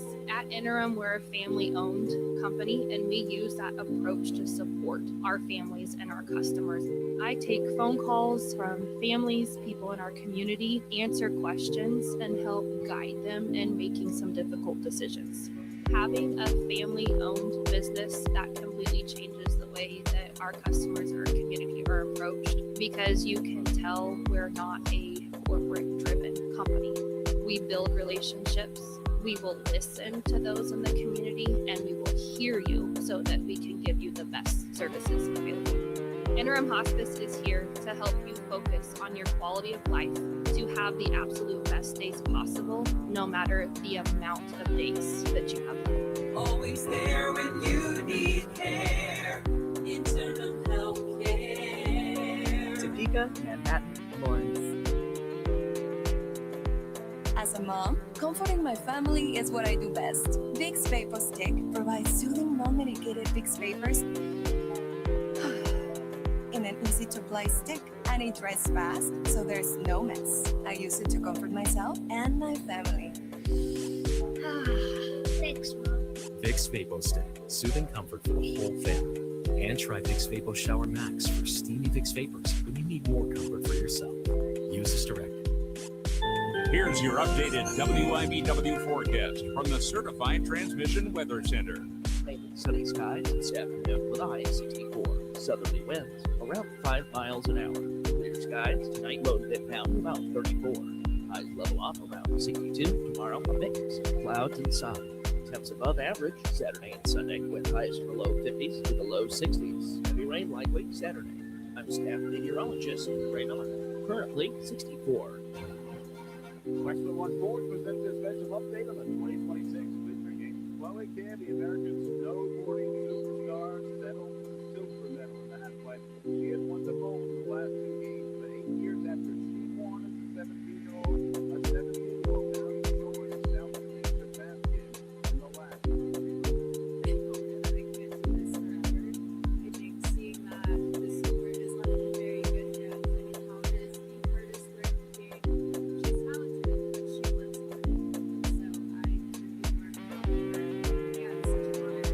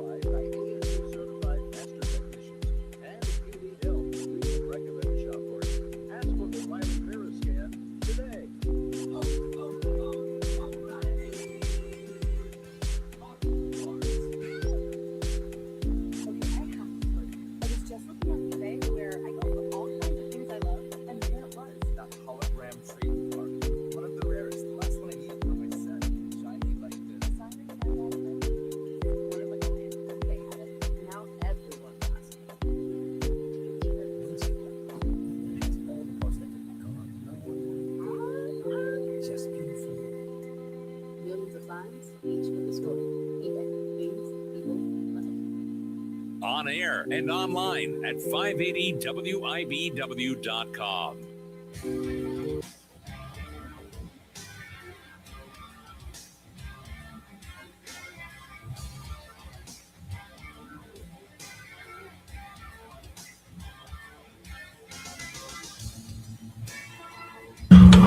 Final 30 minutes or so here on 580 Sports Talk, the youngest in charge in command movement. Spencer Dupuis with you here, as I am the youngest guy in charge here right now. Dan Lucero on his way up to Seaman for some weird but Thursday night high school preps action. Usually we're talking about that on Fridays, but the game was shifted to tonight, so that is the game they're going to do as Seaman hosts Topeka High. We're going to send things up there to North Topeka probably around the 5:30 time frame. We'll get updates from Dan Lucero along the way about exactly what time we'll send things out to him, but it shall be right around that time. As we'll get things in, we will have headlines coming up for you here in this final segment, or two or three. I guess it all depends on what time we're sending it up to him. But that's what we're doing here on this edition of 580 Sports Talk for this final hour. As we get into things again, you can text us, the text line 785-272-9429. I'm going to give you my thoughts on the Jerome Tang show, I guess, up there or out there in Manhattan. As what I said back in October, November is kind of coming true. I didn't trust them at all. There was no reason for me to trust the K-State team after the last couple of seasons. So why would I think anything different heading into this season? And while I got some flack, maybe some from some of my colleagues here at 580 Sports Talk, looks like what I said has come true, unfortunately, because you always wanted to be successful, right? But things are not looking good out in Manhattan. It took a very bad turn last night. But again, you can get with me on the text line, 785-272-9429. Also on the YouTube chat on our YouTube page at 580 Sports Talk on the YouTube. You can also be with us on the Facebook page at WIBW News. We'll get your comments in on the pages as well. But it is time for our headline segment. And this one did not get any run earlier on in the show. But the Chiefs appear to have a new running backs coach. Maybe you've heard of him before. He was just maybe one time the offensive player of the year in the NFL, that being DeMarco Murray. He is or was the running backs coach for Oklahoma. According to Jordan Schultz of the Schultz Report, the Chiefs are hiring DeMarco Murray as their running backs coach. Wait, they went outside of the building and they're going to get a former player to coach the position? What? That never happens, right? Everybody's saying Andy Reid gets Andy Reid guys. Well, I guess I guess he didn't this time, right? He's going out of the building. DeMarco is currently was currently coaching, I guess you would say, the running backs at Oklahoma. That is where he was the past 6 seasons. That's his alma mater.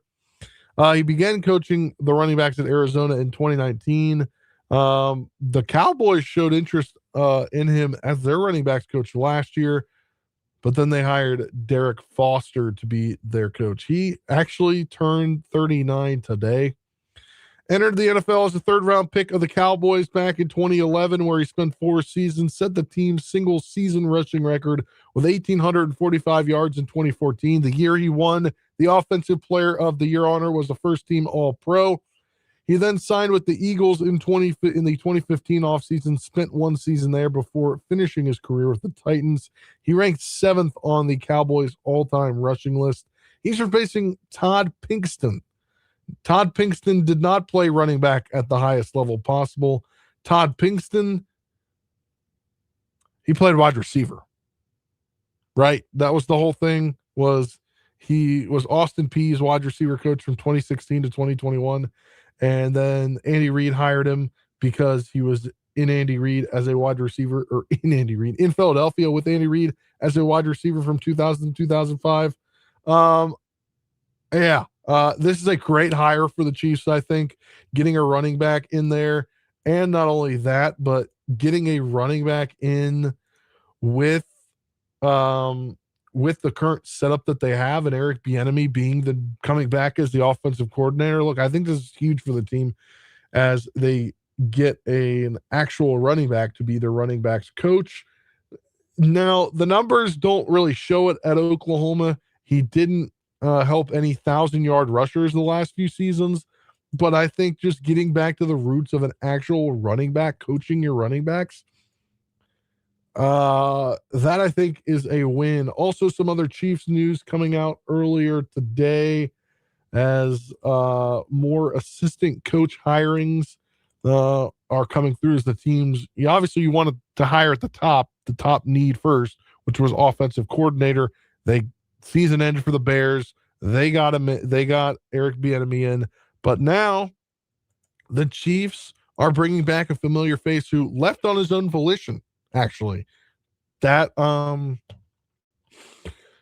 his own volition last year to go try coaching Nebraska as their defensive line coach, Terry Braden. Terry Braden is now back with the Chiefs as he is rehired as an assistant defensive line coach. I mean, I think this makes a lot of sense, right? The continuity there. I just mentioned going outside for the first time, right? Going outside of the Andy Reid is not being an Andy Reidism and going outside and hiring somebody. But he was part of 3 Super Bowl teams. He was part of helping a very good defensive line. I mean, we saw the Chiefs defensive line specifically in that 2024 season where they were really good as a total defense, but that defensive line was really good as well. I think it was always like Andy probably told him the door was always probably open. So I am not surprised he comes back, but I think that's a good move for both the team and for Terry Braden. We got some Kansas State football news. This coming from Kellis Robinette at the Wichita and Kansas City Star. I'm trying to get a version, the Wichita Eagle and the Kansas City Star. I'm trying to get a version that I can read you the quotes from Kellis. We know he's not returning to the sidelines next season. However, he could remain with the program and athletic department in some capacity. Robinette reported Thursday morning that K-State was looking into the possibility of shifting into a new role within the athletic department as part of the retirement settlement, probably, I'm going to assume. He got the scoop in an exclusive interview with K-State AD Gene Taylor. This is the quote from Gene Taylor, quote, "I may see if there's anything I can figure out for him with an idea for consulting on some things and maybe even fundraising," Taylor said. Obviously, we know after 7 seasons, Chris Kleiman kind of abruptly announced that he was stepping down and retiring in early December.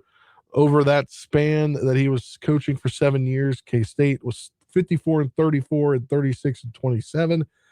Obviously, a disappointing season this past year, finishing at 6-6.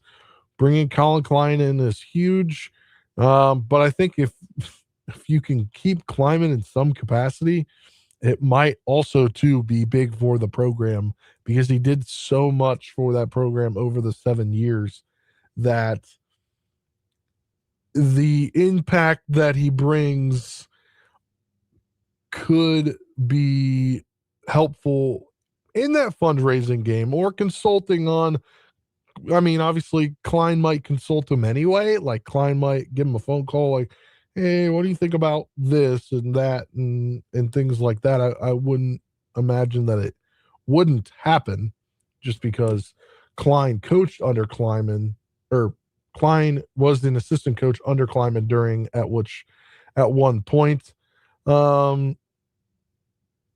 let's get into our next headline. This I find very fascinating. I didn't get a chance to talk to Brendan Dorzinski before he went to Washburn today, but he posted something on X that I think is interesting. But I'll read you the headline here. Paramount Plus is set to premiere men's college basketball documentary series Made for March on Saturday, April 4th. Produced by Paramount Sports Entertainment and Religion of Sports, a 4-part series profiles powerhouse programs Michigan and Kansas with exclusive access through the 2026 college basketball season and tournament. Paramount Plus announced on Thursday a new 4-part series Made for March to debut on Paramount Plus on Saturday, April 4th, chronicling 2 of college basketball's most renowned programs, KU and Michigan, this season in their bid for national championships. The series will feature unprecedented off-the-court access, exclusive game footage, and interviews and coverage of key regular season conference and postseason matchups in the Big 12 and Big 10. For the first time, cameras follow both teams across an entire season, capturing the intensity, pressure, and passion on the road to and through the postseason. Made for March will stream over 4 weeks, first on Paramount Plus, and then air on CBS below. So it gives time. So I'm going to assume, so it's kind of confusing because the headline reads that it's going to debut on Paramount Plus Saturday, April 4th. And then it says, and then air on CBS, and it gives me Saturday, April 4th for episode 1, 12 to 1 Eastern, so 11 to noon Central.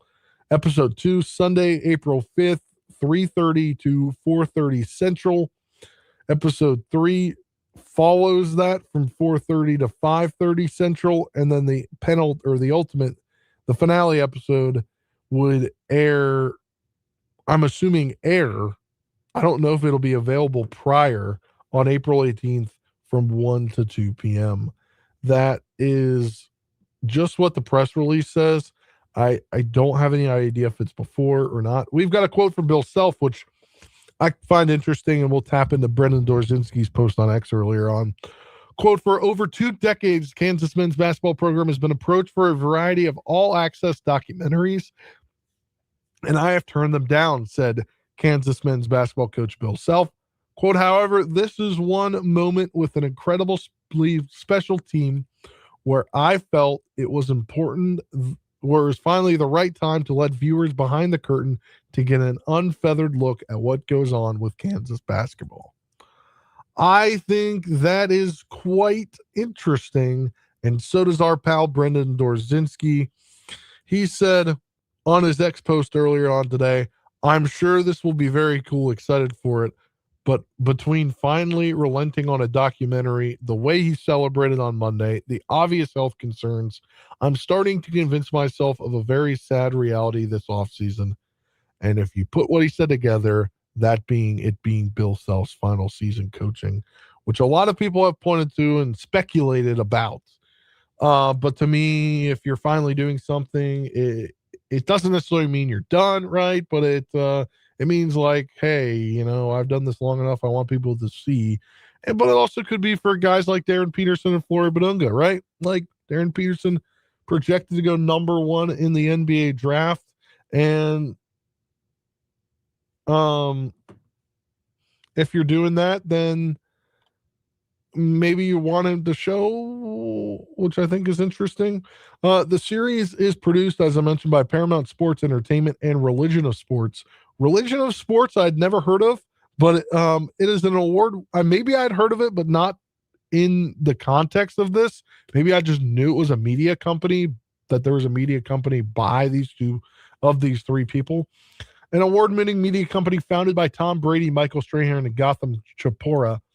Producers include executive produced by Jesse Sisgold and John Weinbach for Paramount Sports and Entertainment, executive produced by Gotham Chapora, Amath Sakaram, and Jonathan Skara for Religion of Sports, executive produced by Colin Orcott, co-executive produced by Sam Kahn, CBS Sports, And Big Ten Network also collaborated on the project. I think that'd be huge. I'm excited for that as a Paramount Plus subscriber myself.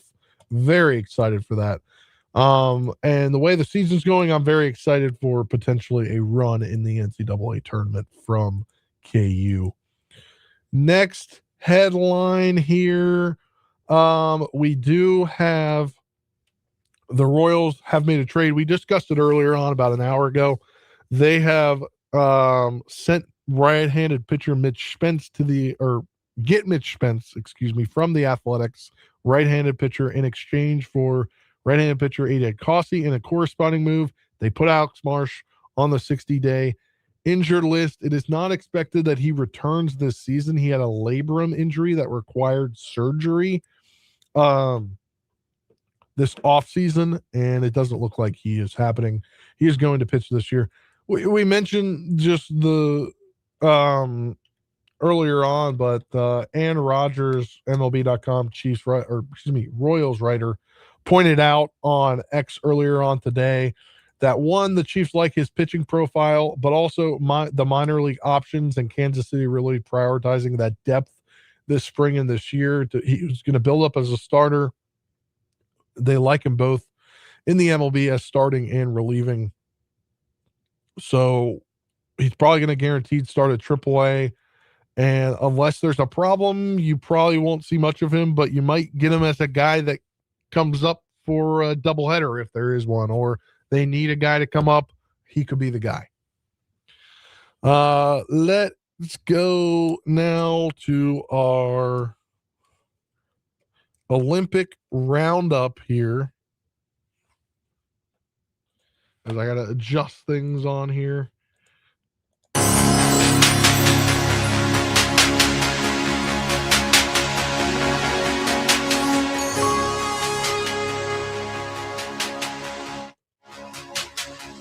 The Olympic roundup.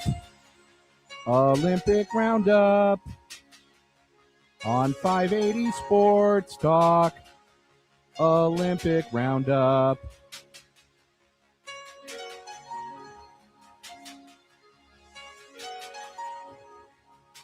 All right, that is the Olympic roundup music. That means we're going to get you quickly through some things that have happened today. Unfortunately for Chloe Kim, she settles for silver in the half pipe. Not what she wanted to happen, but that happens. In ice hockey, the Americans roll. Brock Nelson scored 2 goals. The U.S. knocked off Latvia 5-1 in the opening game of the hockey competition. Germany tops Denmark as Leon Drysdale scored the opener just 20 seconds into his Olympic debut. Tim Stutzel added 2 more, and Philip Grubauer made 37 saves in Germany's 3-1 win over Denmark. Looking at the medal count we're in day 6. Italy with 17 total to lead the way, 6 gold, 3 silver, 8 bronze. Norway with 14, tied with the United States. Big jump for the U.S. Norway, though, has the edge with 7 golds, 2 silvers, and 5 bronze. The U.S. with 4 gold, 7 silver, and 3 bronze. Austria with 12, 3 gold, 6 silver, and 3 bronze. Japan, 2 gold, 2 silver, and 6 bronze for 10. That is where we're sitting. Zandra Velesbora from the Netherlands takes gold in the short track speed skating women's 500, short track speed skating men's 100 meter. Jens van Toot from the Netherlands wins gold. Germany takes gold in the luge team relay.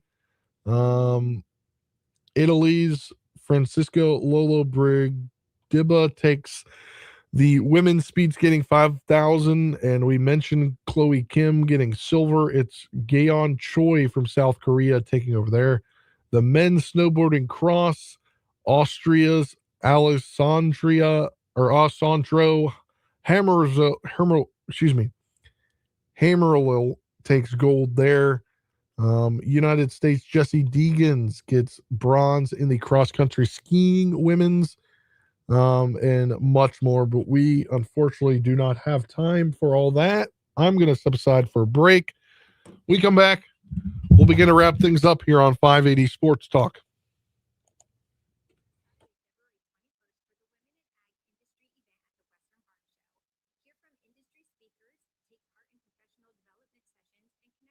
Synthetic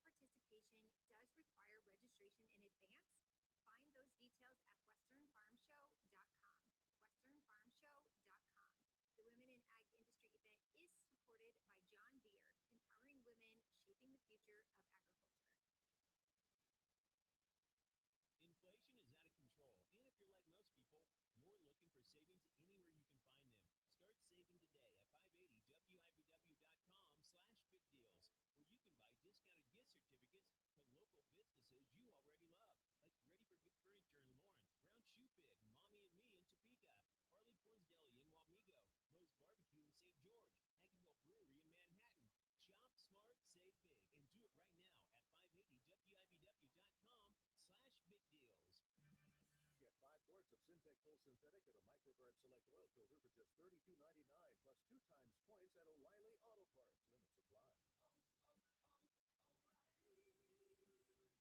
This is an important notice to all U.S. taxpayers. The IRS is giving away billions of dollars in tax savings through a federal program called the Fresh Start Initiative to aid delinquent taxpayers. This initiative was established for anyone facing financial hardship and unable to pay their back taxes. Qualifying and enrolling in this program will stop all collections, settle your delinquent tax problem, and even reduce what you owe by thousands of dollars. Call the hotline at People's Tax Relief to see if you qualify and get this free information by dialing 800-924-7415. If you have unfiled tax returns or cannot afford to pay your personal or business back taxes, you can now get the help you need. One simple phone call can resolve your tax problem and save you thousands of dollars. To see if you qualify and to get this important free information, call 800-924-7415. 800-924-7415. 800-924-7415. Ground source, water furnace, smarter from the ground up. If you're contemplating One more thing. You'll kick yourself if you don't price geothermal. People in this area who've done geothermal absolutely love it. They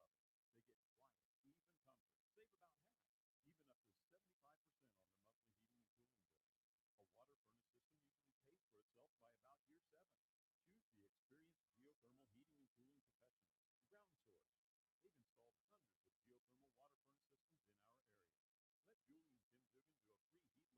even up to 75% on their monthly heating and cooling bill. A water furnace system usually pays for itself by about year 7.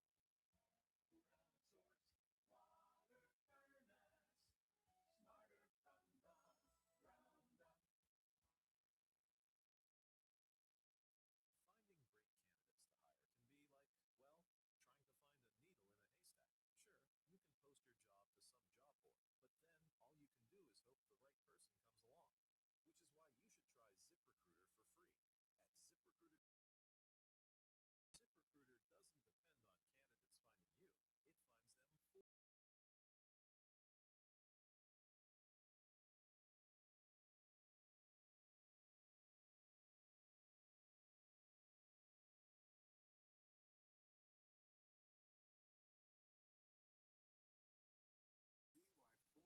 Which is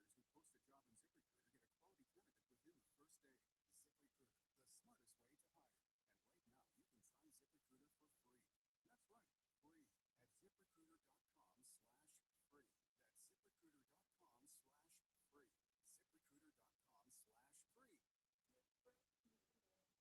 ZipRecruiter, the smartest way to hire. And right now, you can try ZipRecruiter for free. That's right, free at ZipRecruiter.com/free. That's ZipRecruiter.com/free. ZipRecruiter.com/free. WIBW, Topeka. One more thing. In conclusion, you better wrap it up.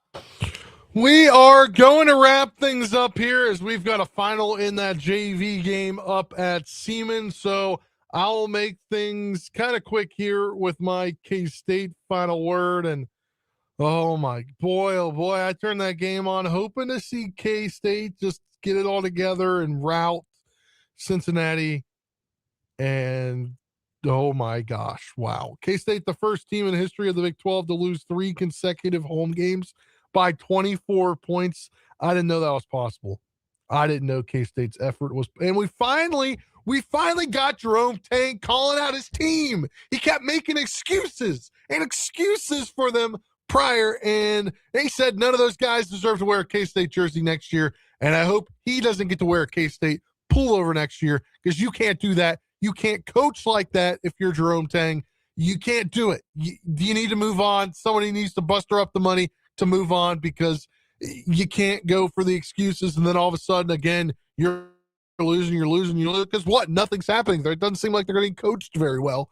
Oh, they lose by 21 in a game, or 29 in a game in which they should have won. Oh, well, now he calls out the team. It took him that long.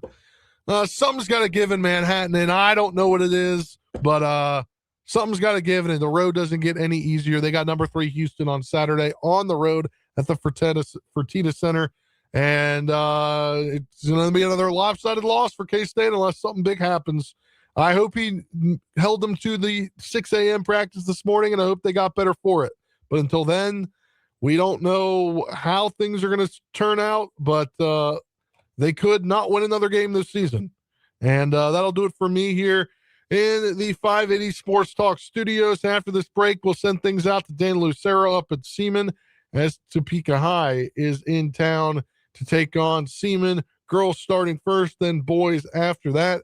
But Dan Lucero and Larry Latimer on the other side of this break. I'm Spencer Police saying have a good rest of your day, everyone. Good night.